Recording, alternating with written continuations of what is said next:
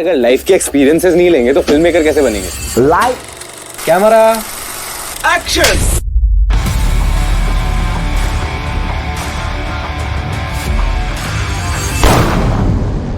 नाच गाना क्यों बंद हो गया? और डीजे वाले बाबू, ओ भाई गाना चला दे वैनचोद।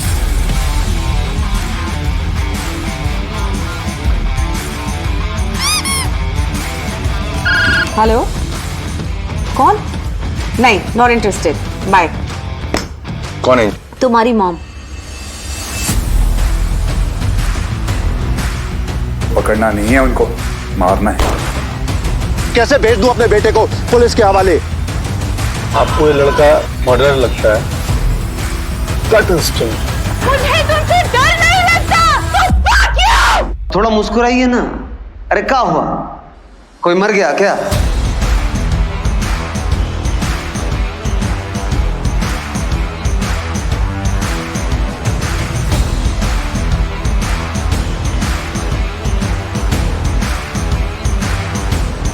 हराम जादे सारा दिन वो डेस्पा कटिटो करे।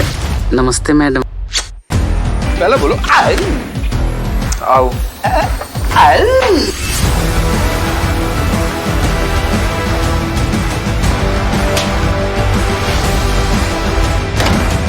Someone is stalking me.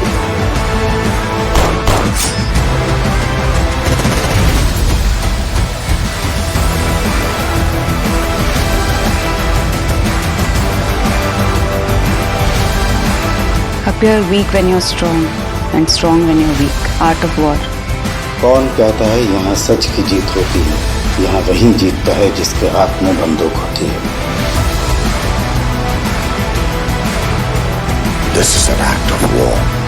दोस्तों को छोड़ने का नहीं और दुश्मन को छोड़ने का नहीं।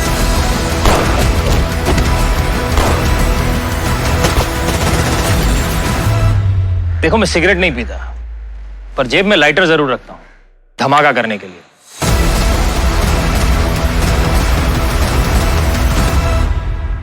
सबके लबों पर, सबकी जुबान पर बस एक ही नाम। Cut it.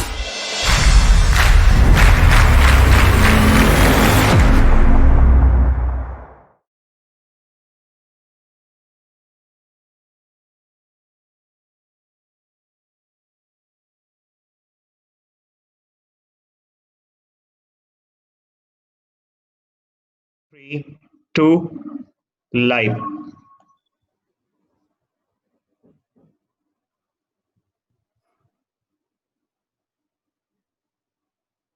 I would like to extend a warm welcome to all the speakers for this very exciting panel discussion on viewer engagement and retention, cracking the code.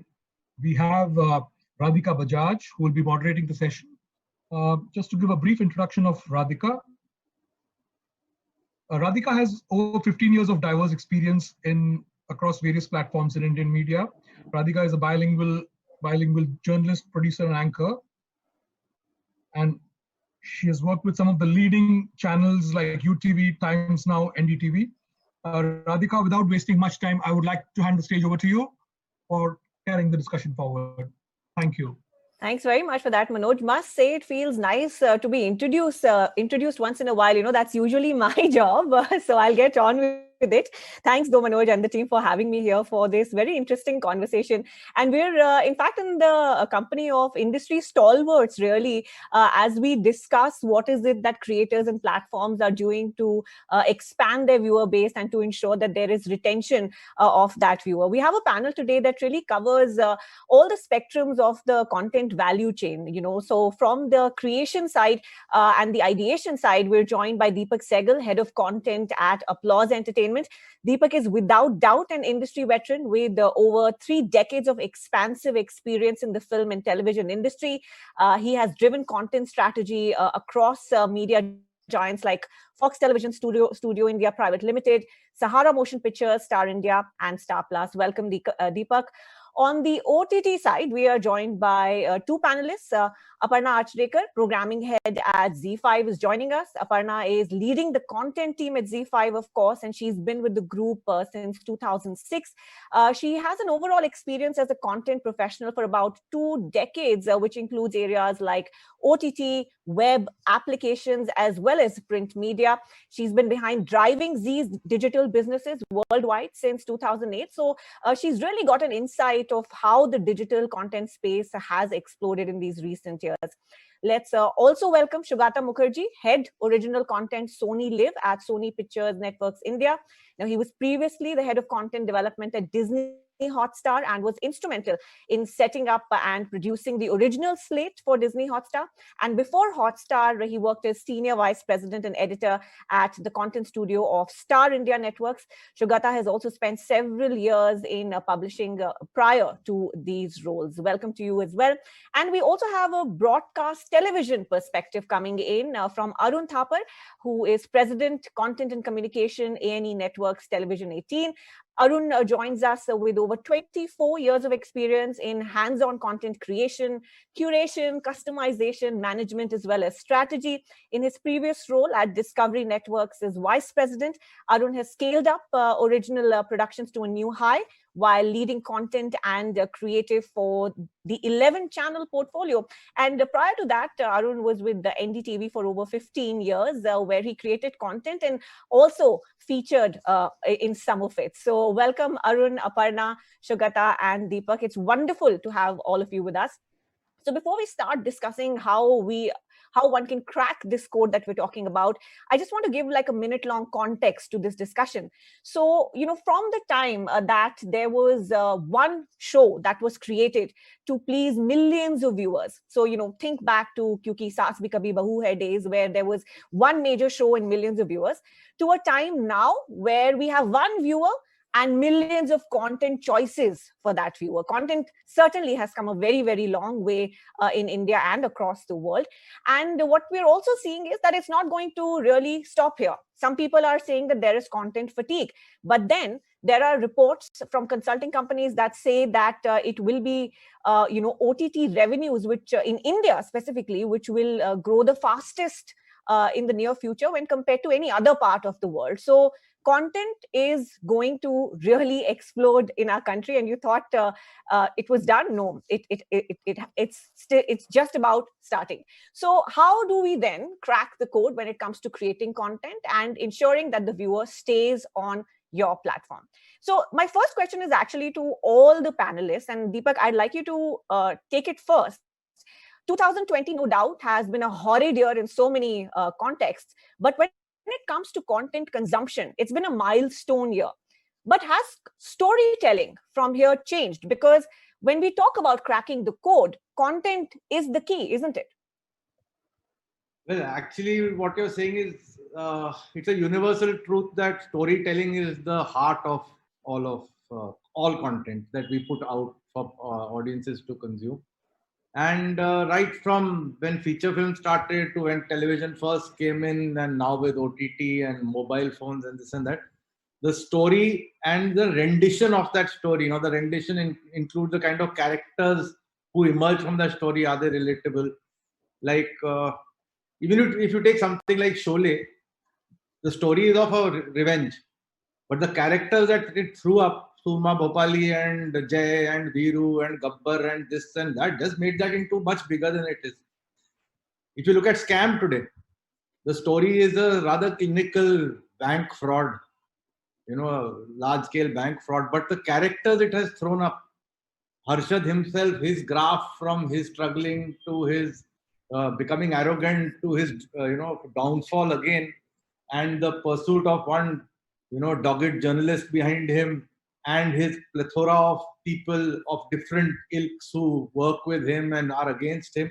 So all those characters tend to make the story better, but the heart of it is storytelling and how it is told through these devices of characters, scripts, dialogues, things. So the more you throw it at the audience, the more they like. Scam has had a huge amount of universal appeal. Yes. But some shows are slightly niche in, everybody won't flock to watching it.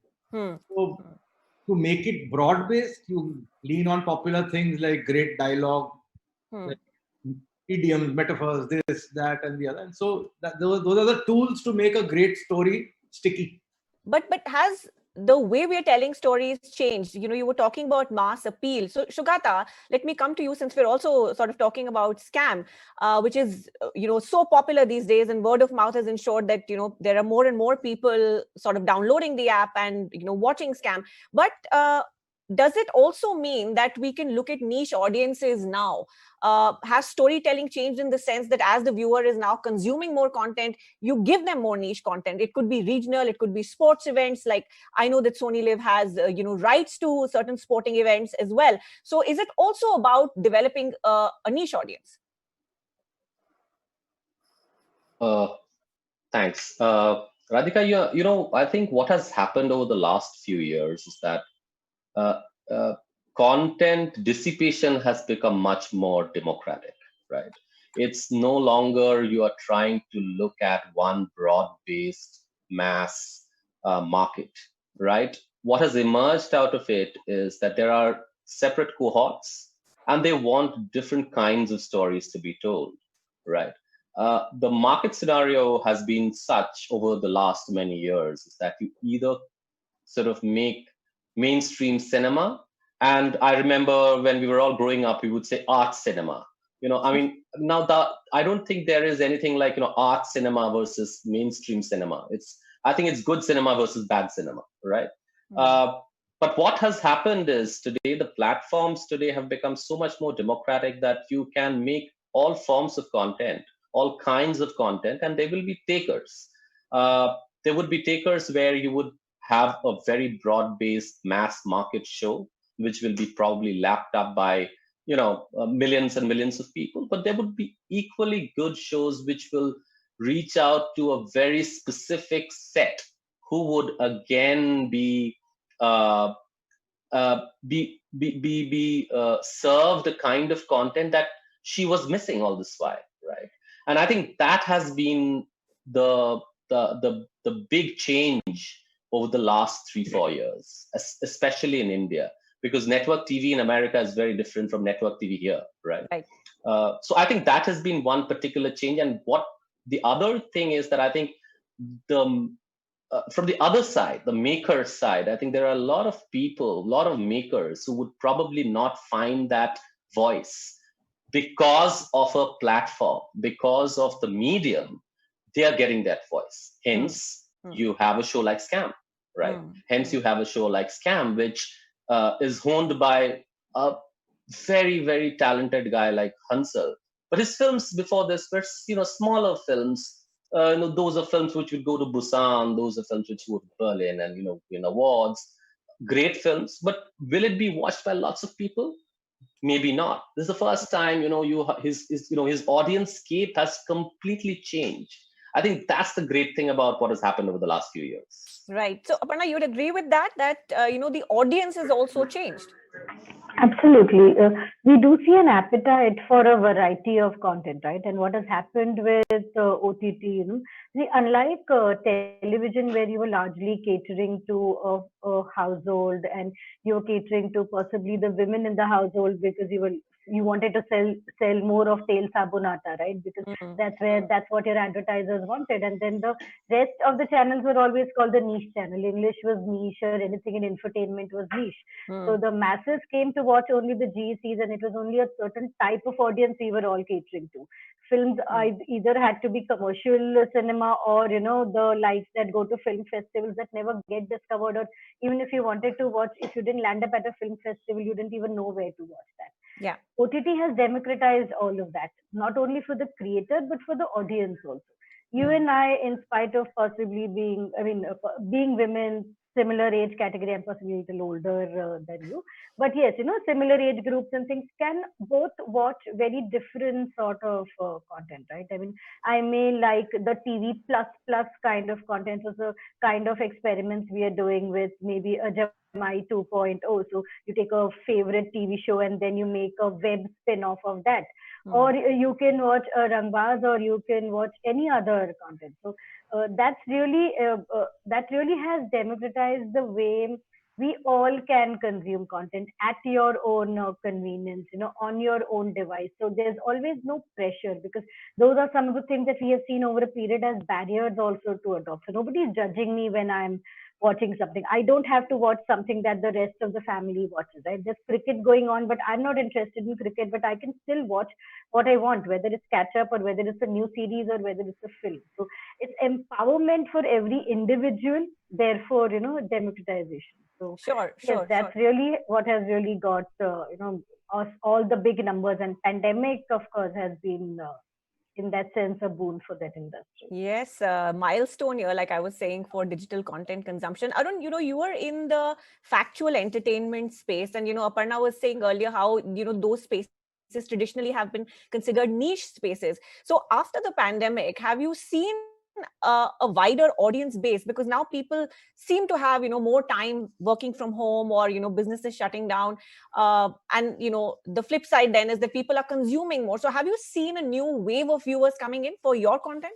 Well, definitely yes, that's the short answer. And in a rising tide, all boats rise. How much each boat rises is of course different.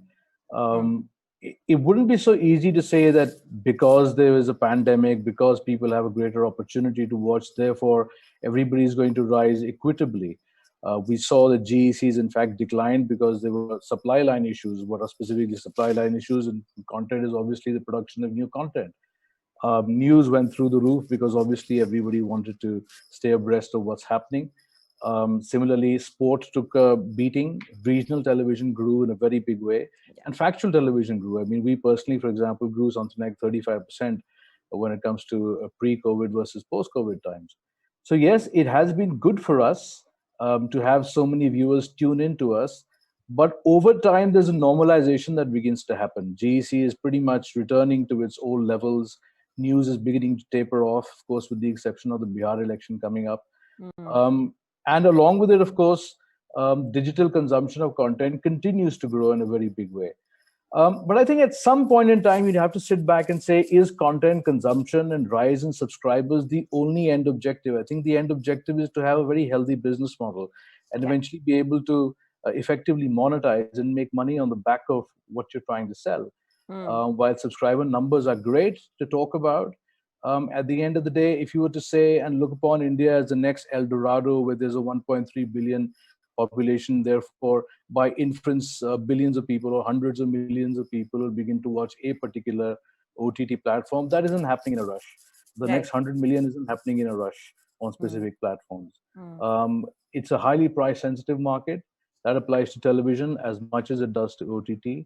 And subscriber growth has mostly been seen in hybrid models where the AVOD model exists, or YouTube and free resources. I think you need to look at content consumption, who's consuming it, consumer centricity holistically. I think there's no really one code that you can crack in order to get the retention of the audience. I mean, Deepak said earlier, for example, it's bits and bobs that add up to make the whole picture. There's dialogue, there's snappier content, there's content that caters to reduced attention spans. There's content that needs to be contemporary, both in terms of production values, in terms of the pacing of the narratives, because at the end of the day, the same content, or the same viewer, forgive me, is exposed to a whole battery of content from all over the world. If on television you competed with, say, 800 channels, the competition online is... Okay, I think Arun froze there, but I'm going to take number of competitors. It's going to be an ongoing discussion, I'm afraid. Okay, yeah, I think what you're saying is that there's no one way to really crack the code, but I guess what we're discussing is what are the tools and tricks that platforms and creators are adopting to ensure that there is more audience stickiness. So Aparna, I'll come to you on that note. Arun also touched upon the hybrid model, making money. Now, what we're seeing in India is that there is a lot of catch-up television that people are consuming on platforms such as yours. But the original content, the premium content is behind a paywall. So in your experience, when you look at, your stats and data, what is it that your audience is consuming? Are they consuming the catch-up television for free, or are they willing to pay for original content, which would be, more niche, more regional, or, whatever it is that you're offering as, your premium content? So give us a sense of the data as you read it. So, Radhika, it's an evolution cycle for everyone, right?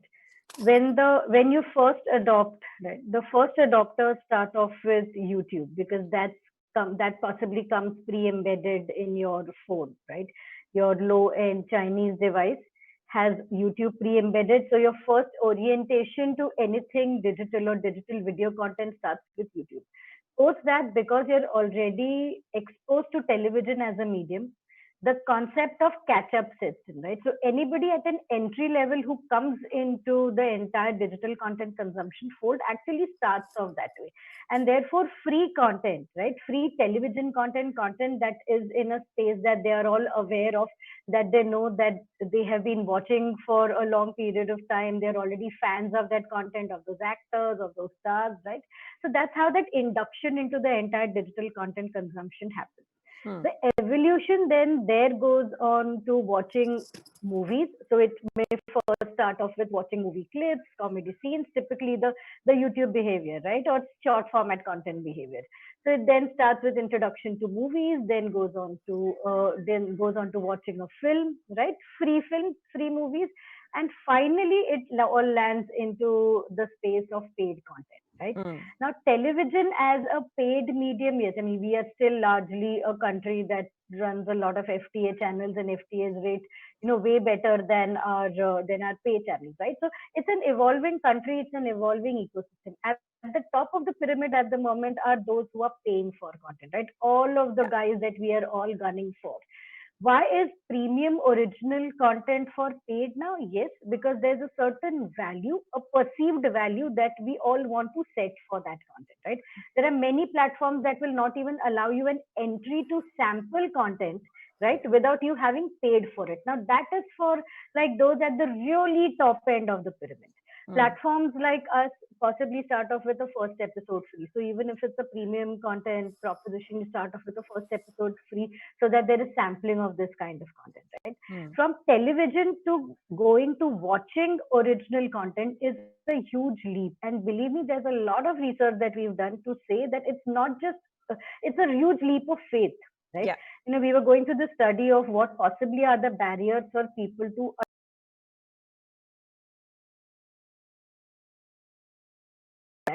everything from this is content that is against the sanskari values of me and my family actually comes out as a big barrier when you go to premium content, right? So what we think is okay for all of us, or okay for, an urban India, is very different for an evolving India, is very different for the mass India as we know. Right? That's very interesting. There are these buckets that we are all catering to. The huge numbers are going to come from that middle India, which is still in a very different mindset. It's changing. So in essence, what you're saying is that the premium audience sort of comes right at the end, the audience that will pay for premium content. And Sugata, that's where I want to sort of bring you in. So then when it comes to making money, is it still the advertiser revenue model, that still rules even OTT platforms? And like Zee, Sony also has a network of channels supplying in the content, right? So is it free catch-up TV also that's bringing in your viewer? So look, I mean, there's no two-way way about the fact that the AVOD part of the business is big as well. But that's only three or four of our of us who do that. There are platforms who are absolutely SVOD, and I'm sure their business model is slightly different from ours. Now, where we as far as Sony is concerned, I think. For us, the SVOD business is getting bigger and bigger every day. I think it's been a very, very, strangely enough, but the pandemic has really, really helped us grow our numbers. And it's been pretty much of a very, very steep curve, right? And we also happen to have a lot of premium sport, right? We are the only other platform in this country who has a lot of premium sport. And that is, again, a very big market. It's high investment, but it is also high returns, right? So I think for us, the focus is very clear. The catch up, of course, is television. Our television network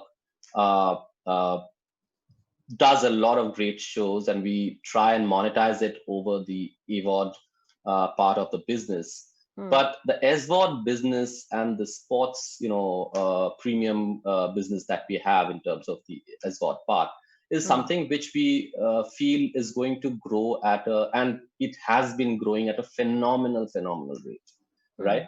What we're trying to do is that, we are very clear that we want to sort of build up a slate over the next few years, which will very, very clearly define us from our existence as a platform from the others differently, because every business has a different focus shift, right? Correct. And we are trying to define that little niche that we can carve out from the whole that is available for everybody, right? But yes, I think Zee, us, and Disney have a very different way of doing business than, say, an Amazon or a Netflix, because we are a freemium model. We do give a lot of import to the AVOD part of the business, because we are sitting on thousands and thousands of hours of content that we have curated and developed and produced over the last so many years. So why not monetize it, but monetize it better? So yes, of course, I think it's also a learning curve. Monetizing that content is also being not very easy, but I think everyone has sort of now found its own little way of how to sort of make the revenues count. Okay, interesting, because I think the crux is that how does the business make money? Deepak, if I can come to you, the cost of acquiring original content is usually, or the perception is that it's higher for an OTT platform than it would be for a linear TV channel. One, do you agree with that perception? And two, when platforms are approaching you, or if you're approaching them with fresher concepts, what is the breakup? Is it the mass entertainment content that still finds more takers, or is it the perhaps low on production costs but a niche story that finds takers now? Okay, there are 2-3 questions in that. Two. The first one is that amortization plays a big part. A long-running series will run for 1,000 episodes, so that one set you can spend a few crores making it, but it gets amortized over many episodes. Yeah. We are finding that the web series space, the premium content space, sits around 8 to 10 episodes happily. So it also sometimes becomes people start saying कि यार 12 क्यों बना रहे हो तुम यार, 8 में बना करके दो. So many times we are constrained by the format that we buy or the writing of the original. So that is one, the amortization thing. And coming to the second part you had asked, sorry. So I had asked that, what kind of stories or what kind of content is finding more takers? There is, of course, mass entertainment that always seems to work and has the big budgets. I go back to my first point. The one that finds the most amount of viewers is the great story. Now, whether it is small or big, it depends on the way it's told. Many big films flop. And a wiki donor goes and runs and becomes a runaway hit. Why did that happen? Now, they didn't set out to make and then fresh concepts. When Munna Bhai first came out, the buzz in the industry were kuch alag karte hain Munna Bhai jaise. So then you're getting into a loop of a formula, right? But in your experience, Deepak, what genre of content is working right now? I think content which strikes an emotional chord. You have to fall. There's been an emotional connect with at least 1 or 2 characters in the story. Then it will become a hit. Because a clinically very well told tale with all the best shot taking in the world and the best music and the best action will not connect as much as a story with an emotional connect to the audience. That is why our soaps did so well.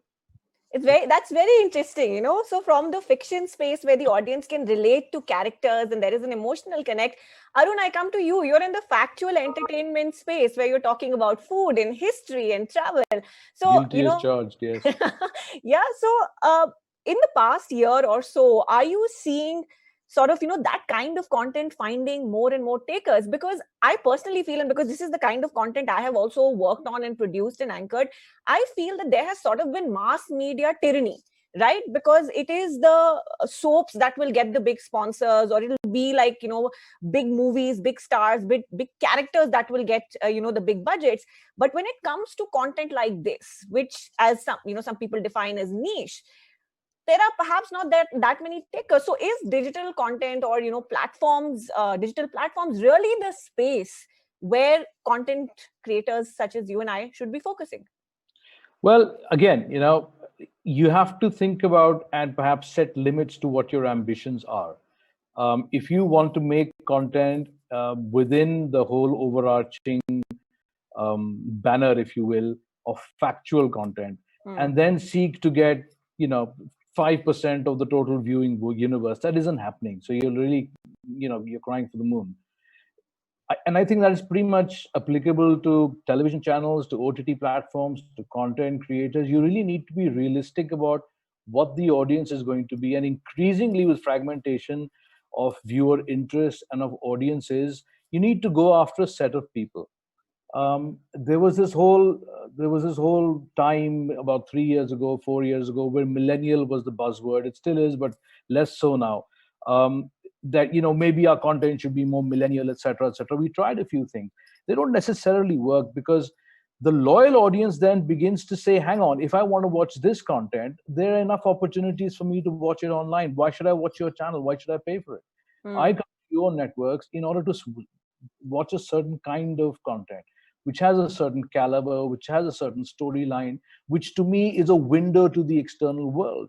Whether that's natural history, whether it's Pawn Stars, which has been running brilliantly for many, many years in history, whether it's the military content that we produce. I mean, we produced Surgical Strikes a whole year before Uri, you know, hit television screens and became a big hit. That show, along with other special operations shows that we produced on history over 2-3 years ago, have got more than 100 million views online. So there are enough takers for that niche category as well. And niche is not really a bad word. Back in the day, I remember Ben Silverman saying, the riches are in the niches. And that's really something, that's an American adage that goes back in the times of network television as well. You just know what your niche is, and to adequately, honestly, with authenticity, serve that niche. And as far as character-driven stories are concerned, I mean, just look at whether it's Scam or whether it's, you know, a whole plethora of other shows that are coming up in the drama space. And mind you, this is the golden age of drama and will remain so, because people connect with emotion. People connect with real-life situations that are enacted. I mean, there is no competing against that. Even history hit the big numbers it did in the US because of scripted documentary, or scripted factual, as it were. And then pretty much everybody else followed suit. But if you look at Deepak's example of Scam, you're essentially using history or historical events as the source material for great drama. Because whether you like it or not, fact is stranger than fiction. And the minute you imbue it with great acting, great writing, great performances, you know, make it authentic, it's certainly going to have takers. And as far as actual entertainment is concerned, I mean, look at a show like Pawn Stars, for example. It doesn't work because it's a show about people getting a great bargain. It works because it has larger than life characters who do their own thing. Look at Man vs. Wild on my erstwhile channel, Discovery. That works because of the character of Bear Grylls, not necessarily because he's telling you the best things about the wild. Similarly, you know, BBC Natural History Unit produces exceptional content in natural history with David Attenborough as a central character, or his voice as a central character in the story. So I think characters don't necessarily need to be limited to drama. But if you were to compare whether drama will continue to do well and whether GEC type content will continue to tyrannize the rest of us, I think that will continue. And that's really, again, a consumer choice. So you can't run away from consumer centricity. Right, but very well explained, Arun. And Shagata, talking about niche not being a bad word, you spoke earlier about, premium sports that Sony Live is really focusing on. Now, I know that Sony has rights to, certain sporting events, and that I'm sure brings in an audience. So, for example, if IPL is going on, Hotstar will see an uptick, and so will you, as I think the Australian tour is coming up and you have rights for that. So, but what happens when that event is over? Then how do we ensure that the viewer remains with you? So look, that's where your programming, that's where your original content comes into play. You can get a lot of people on the back of one event, but unless and until you serve them with equally good content, maybe not sport, it will probably go away, right? So and which is why our focus is very clear that whatever every piece of content that we are picking up needs to serve the audience that comes on the platform better, right? So even if you look at the sports content that we have on Sony, we have premium soccer, right? Funnily enough, soccer in this country is watched by a certain niche audience, right? But that niche is not niche anymore, right? That's a fair amount of numbers of people who are watching it. Again, we have tennis. We have some of the best tennis. We have WWE, and we have cricket, which is overseas cricket. Now, and these are very different from, say, an IPL kind of. IPL is like, it's a carnival. It's not just cricket, right? These properties are, they bring on a lot of real followers of the game, right? And hence what we are trying to do is to sort of serve these audiences with equally good high premium content. And that is the scope that we have in front of us, and that is the way we are working towards achieving it. Frankly, I feel that even if I go back to my previous organization, and it was always a challenge to hold on to the numbers that you get, right? Thankfully, if you're a premium member, you're there for a year, and you are, frankly, if you have 2 or 3 great shows every year, you're home. Like, look at it, the fact is you cannot possibly make every show a blockbuster, right? You need to, of course, everybody starts out thinking that we are all making great shows. But, things happen, and sometimes magic happens, right? Like magic happened with Scam. But, you can't plan for magic all the time, right? But what you can plan for is that you have a great array of shows, out of which some of them will really work out. I mean, even if you look at, say, the history of Netflix, I mean, it took 2 shows for them to take it off, right? Take off for the House of Cards or Orange is the New Black, made it and that helped them make hundreds of other shows. There will always be hits and misses, is essentially. It's always be hits and misses, and that is the nature of the business that we are in. All right. But we shouldn't stop ourselves from making those unique choices, because I think that is where the cohorts would keep coming back to us and say, okay, there is something for me here. So, just to sort of let everyone know that we're also getting in audience questions, and people who are watching us, please feel free to leave questions in the chat box. So one of the questions that we've got, Deepak, and I think you're the person who should take it. The question is that, content creators feel that OTTs are the best platform to showcase ideas without the worry of a censor board. Do you foresee censor board getting similar regulations, to OTT platforms as there are in films? Mass release? Actually, censorship should be very much a self-motivated thing. We all have certain values which we use in our personal life. So I think there is a certain burst of energy which has come. Again, I go back to my favorite example. In Scam, there are 3 slaps in the whole show. So, I mean, it didn't make a damn of a difference to, whether there was frontal nudity or whether a bloodbath there or not. It worked because it was so. I don't think so. Censorship will work itself out, because everybody has a certain moral code in life. Few people actually dwell in that, netherland of really edgy content day and night. You can't really do that. And the broad base of our population is pretty narrow-minded to that extent. They get repulsed by a lot of.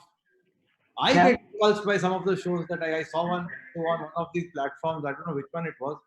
It was blood means flying droplets coming towards the screen and all. I said, what exactly are they wanting me to enjoy in this? It's like spend your nights in a OPT or something. But then isn't that the democracy for the viewer that Aparna was touching upon earlier? Because, there might be viewers who like that. So then what role does censorship play? I don't think a regulator can tell you. Every platform will have its own moral code. And that moral code has to be have a slightly universal base. Now, you can't be catering to these. Then niche becomes really niche. Okay, so we're also getting a few tech questions actually, and I think as important as it is to have great content, it's also important to have the right tech, so the right viewer meets the right kind of content. So, Shukata, in your experience, what have been the hits and misses on that front? Because as a platform, you need to focus on metrics like rebuffer rate, measuring how often playback is interrupted, average bit rate per session, etc., etc. So if you don't crack the tech, can you crack the code? So look, I think let's not kid ourselves. I think this is as much a tech industry as content, right? At least the OTT, right? And I think, and I must acknowledge the fact that Netflix has set up a bar in tech which is very, very high, right? I think, and let's not sort of, I think all of us are catching up to get into the tech part of the business that they have built. But it's taken them 10 years to build that, right? That's taken them 10 years. We are just about starting out, right?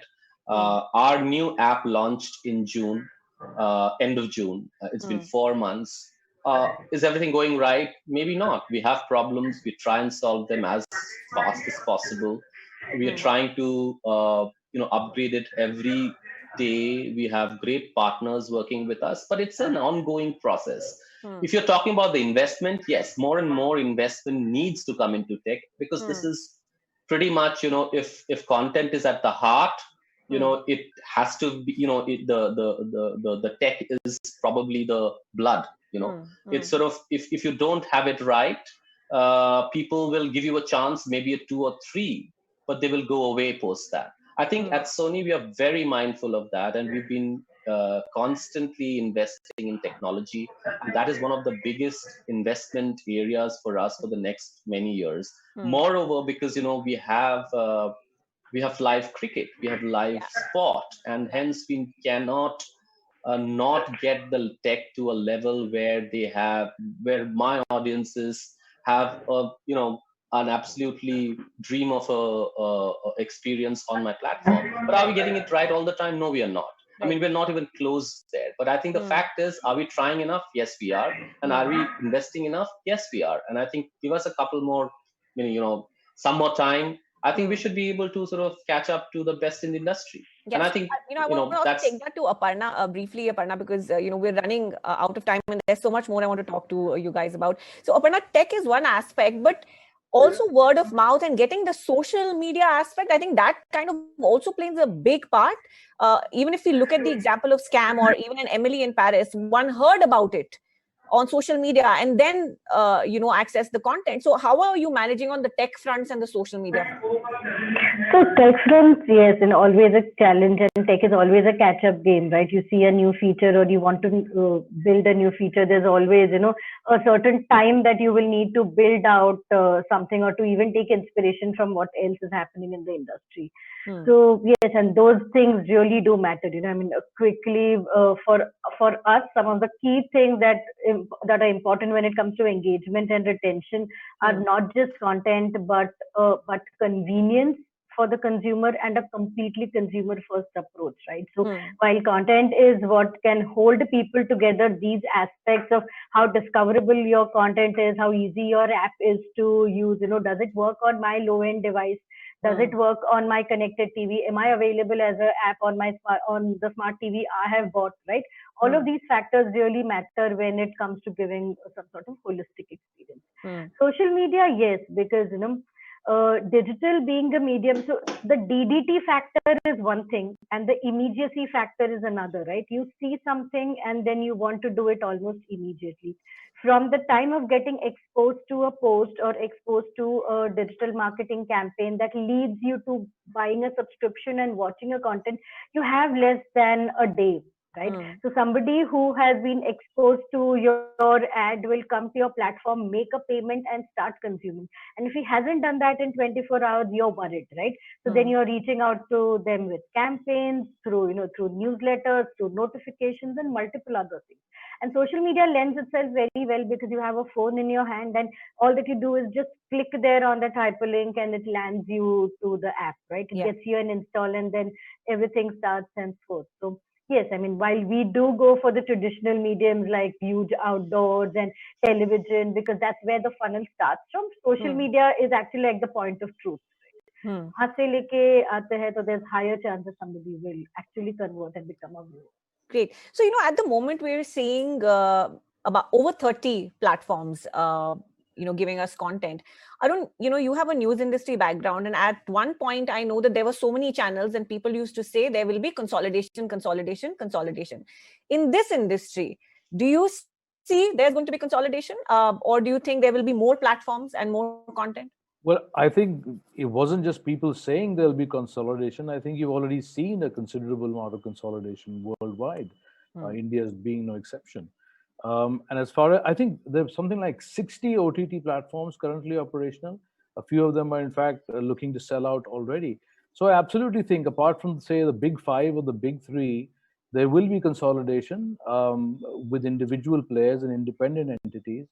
As far as some of the big OTT players are concerned, including both Shagata and Aparna who are on the panel, I mean, they're also led by broadcasters eventually. So these are broadcasters sitting on tens of thousands of hours of content who want to give that content more relevance and greater shelf life and continue to monetize it, because GEC really is a beast. You have to keep feeding it fresh content every single day of the week.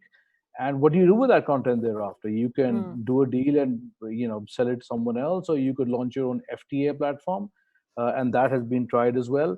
Or now you could do it on digital, and that buys you time to gradually build the inventory of fresh content or originals or specials as they're called, and also to offer a broad vista of content options available, because breadth of content, not just depth of content, is quite vital, especially for India with its hugely fragmented audiences between regional, culturally diverse, economically, socially diverse.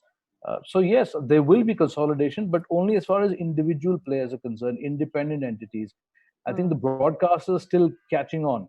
The one thing I have to congratulate both broadcasters and OTT is that we've responded far, far faster than any other developed economy did to the challenge and to the opportunity of digital. And therefore, rather than pitting television or broadcast against OTT and digital, it's a system of co-option. So that's a consolidation in itself, in my opinion.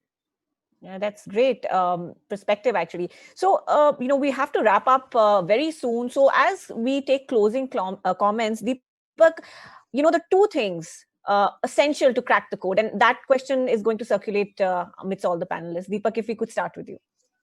Crack the code of stickiness. Yes. And expanding the viewer base. One is, I think today the competition to the platforms is not each other. It's not broadcast versus OTT versus movie. Your competition is actually the audience is becoming performers now. So they are putting up their own things. And now how do we deal with that? No? So the scope is going to change a lot. So I think a lot of what Aparna was saying, how do you move larger audiences, say from middle India into this? I think it will depend on faith. They'll have to take a leap of faith, as she was saying. So our leap of faith can come from creating a brand which is reliable, which gives you values. Like actually what Balaji did with their plethora of soaps, that became a brand. These people stand for this sort of a story and a character which I enjoy watching. So I will watch. Then they'll keep complaining that it is repetitive and all, but they'll sit and watch every day. So that's a brand and the faith that you create in that brand for the people to lock on. The other is what I call the flock to content, like India versus Pakistan cricket match. That suddenly everybody comes flying there, and then as Sugato says, now you say, "Kya rating mil gaya? Abhi iske baad kya hoga?" You buttress it up with other things, so you'll try and get a big show just after that, and then that attrition will happen. You will finally be back with everybody else, but you try to slow down that peak quite seriously. So I think it all depends on creating these kind of this kind of content to keep things at a simmer rather than bursts of explosion and then nothing and bursts of explosion and then. Right. Okay. So Aparna, your closing comments and the 2 tips really to crack the code. So in my opinion, the 2 tips to crack this code would be: 1, what we think is niche is actually segment of one, right? Because each one of us, 5 of us at this moment, each one of us is an individual and each one of us very, very unique. And when we are able to cater to this segment of one, now whether it is going to be through what I think is niche content but is very mass and staple for you, right? That really will help each one of us crack that code. How can you cater to as many diverse set of audiences? Because now it's not just the professional creators. You have TikTok came and revolutionized the way content was getting created, right? And you can spend like a good half an hour on any of the short form content video apps. And we launched one a platform within ZEE5 called Hippie, which is pretty much catering to that. So there is professional content sitting, and then there is Hippie, which is short form content, which is UGC in that sense, right? So how can we cater to all of these audience groups, from the youngest one to the oldest, from middle India to urban India, right? Varied tastes, varied age groups, varied likes, right? So as much deeper I can go in segment of one, I'm able to crack the code. Second, of course, is the consumer first approach, right? Accessibility and discovery of content is a very huge problem that needs to be solved. When you put yourself in a consumer's shoes and see what possibly are the problems or what possibly are the needs of this consumer and try to understand all of those needs, is when you can really solve that problem, right? I mean, whether it's going to an app and not being able to type something or search or something, you have a voice search as an option, right? So all of these smaller things are really what can help all of us crack these codes together. Very interesting. Sugata, what would you say? How do we crack the code? Well, I think one is, I would feel that, all of us need to not fall prey to the sea of sameness. We need to be a little mindful of the fact that what we think is risky may not be risky after all.